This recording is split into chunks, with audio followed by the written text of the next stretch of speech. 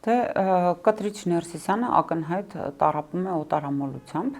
սկսած նրանից, որ եպիսկոպոսած ժողովը որոշել է օտարափերում անցկացնել, ավարտած նրանով, որ հանդիպում է ինչ-որ այլազգի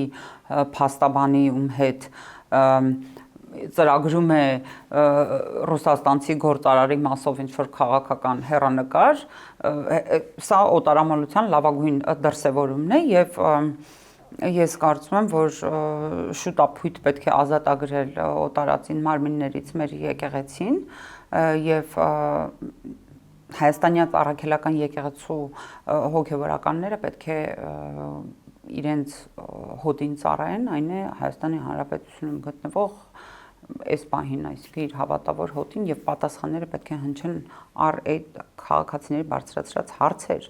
Հիմա զբաղվել քաղաքականությամբ, եթե ուզում է Կտրիչ Ներսիսյանը, նա ազատ է, կարող է ազատագրել եկեղեցին իր գոյությունից, այսինքն իր այնտեղ ներկայությունից եւ շարունակել զբաղվել քաղաքականությամբ։ Ոչ ոք չի կարող իրեն ասել ինչու է Կտրիչ Ներսիսյանը զբաղվում քաղաքականությամբ։ Իսկ այդտեղ էլ մտավախություն չկա, որ եթե իր դեմքով առաջադրվի,